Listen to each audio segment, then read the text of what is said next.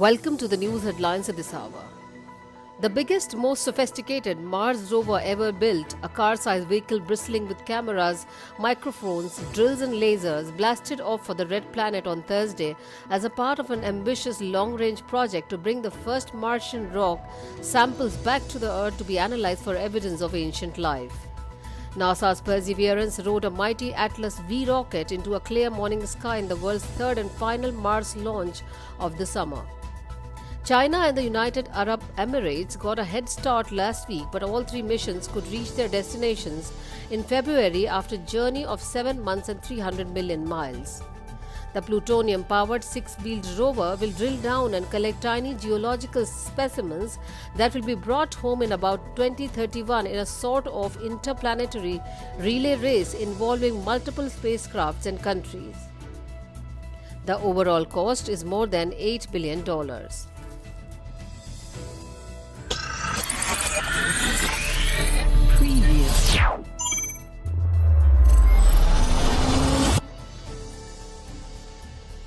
As Ethiopia celebrated rains which began filling a controversial dam on a tributary of the river Nile, Egypt was fuming.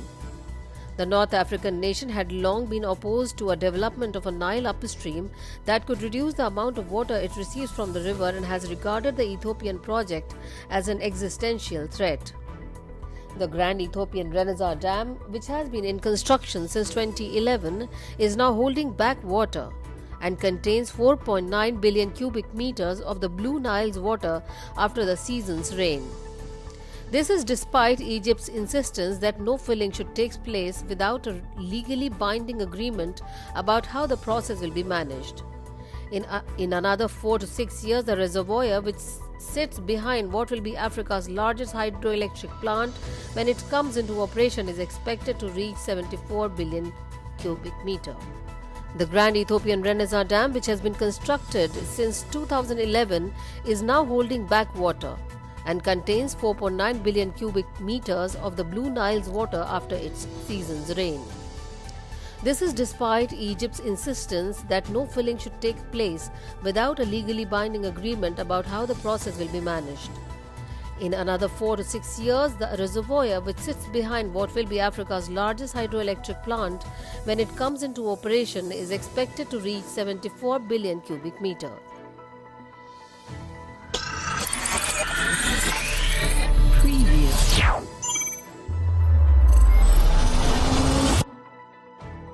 The number of cars built in the UK over the past 6 months has slumped to the lowest since 1954, according to the industry's trade body.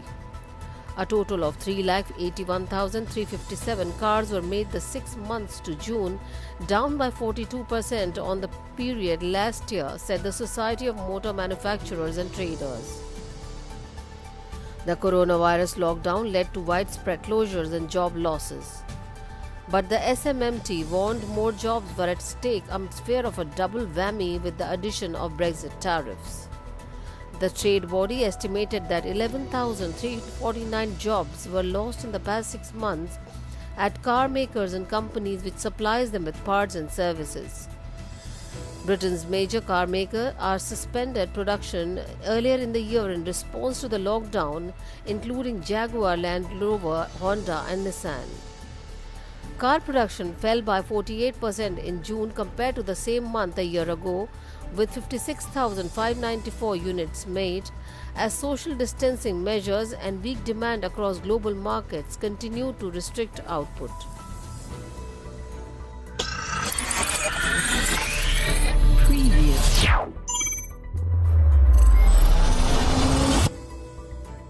The US State Department has issued warnings to Russia that there will be repercussions if Moscow pays bounties to the Taliban for successfully killing American soldiers, according to 2 senior American officials and another individual with knowledge of the matter.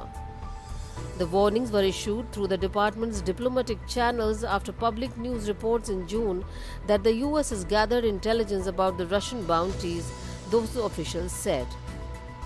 One official described the communication as serious.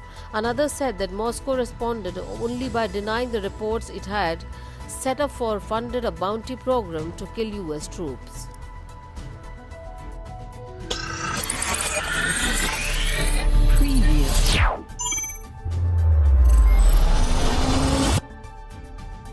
Voters are eagerly awaiting the announcement of who will be presumptive Democratic nominee Joe Biden's running mate, and the race is heating up.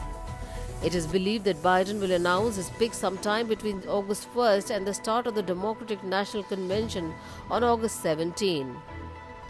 Other than pledging to choose a woman as his vice president, Biden has been tight-lipped about his final decision. However, a photo of his notes shed some light on what he thinks of one of the top choices, Senator Kamala Harris. While taking questions from reporters on Tuesday, Biden left his note in clear view, which was deftly documented by an Associated Press photographer. Harris's name can be seen written across the top, followed by 5 talking points which read, "Do not hold grudges, campaign with me and Jill. Talented, great help to campaign and great respect for her." Previous.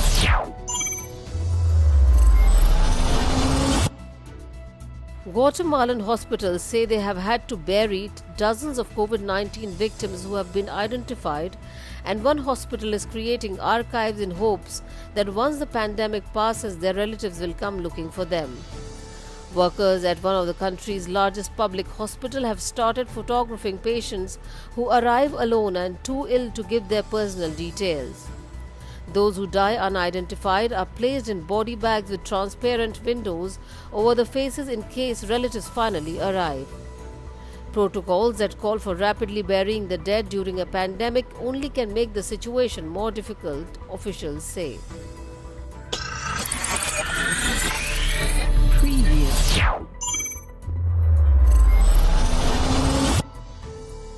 The US is planning to pull nearly 12,000 troops out of Germany in a move the Pentagon insisted was about long-term strategy, but which Donald Trump said was to punish Berlin for low defense spending. Of a total of 11,900 personnel that will be leaving Germany under the proposal, 6,400 will be returning to the US, from where they could be used for rotational deployments in the Eastern Europe and around the world, while 5,600 will be repositioned within other NATO countries, particularly Belgium and Italy. The Defense Secretary Mark Esper said the move would begin within weeks, but also stressed that planning for the redeployment was in its early stages and it would cost several $billion.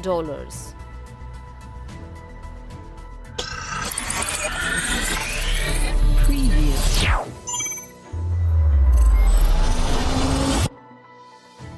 Stella Emmanuel, a doctor at the center of a controversy over unproven and potentially dangerous claims that an anti-malarial drug can treat COVID-19, is no stranger to conspiracy theories.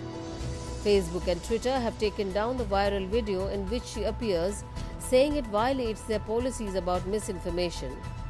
But not before it was retweeted by Donald Trump and one of his sons. The US president defended himself, saying he found Dr. Emmanuel, who was born in Cameroon and is based in the Texan city of Houston, very impressive. She said that she had tremendous success with hundreds of different patients. "I thought her voice was an important voice, but I know nothing about her," he said on Tuesday. Dr. Emmanuel, who is also a Christian pastor, gave a speech on the steps of the US Supreme Court in Washington, captured in a video first published by right-wing website Breitbart on Monday. Along with other medics from a group called America's Frontline Doctors, she said that Americans were being denied a potential cure for COVID-19. "Nobody needs to get sick. This virus has a cure. It is called hydroxychloroquine. I have treated over 350 patients and not one has died," said Dr. Emmanuel.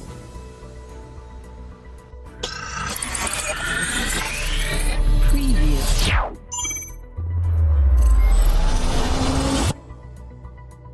The offices that house the Vatican's computer network system were one of the few allowed to stay minimally staffed during the pandemic to ensure that God's work, as it were, continued unfettered.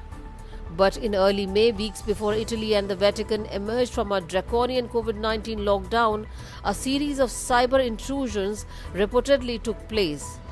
Masterminded by Chinese hackers keen on eavesdropping on the Pope's plan for the controversial Catholic Church in China, according to the cybersecurity firm Recorded Future and reported by the media. Preview. The US State Department on Wednesday imposed sanctions on President Bashar Assad's eldest son, Hafez, keeping up pressure on the Syrian leader and his inner circle.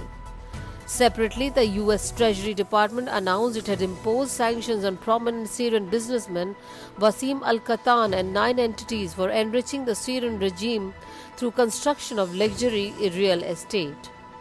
The Treasury sanctions are a result of legislation known as the Caesar Syria Civilian Protection Act, named after the pseudonym of a Syrian policeman who turned over photographs of thousands of victims of torture by the Assad government. Preview.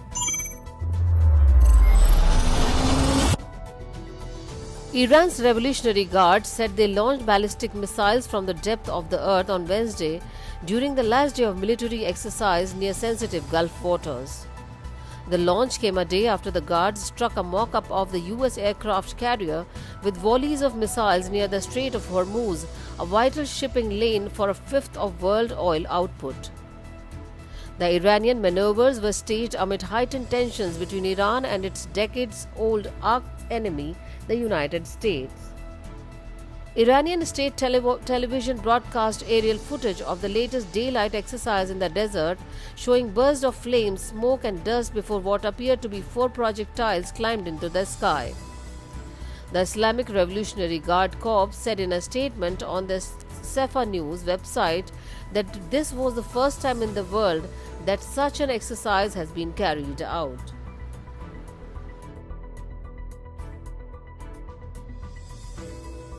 This is Jyoti reporting for Our Voice.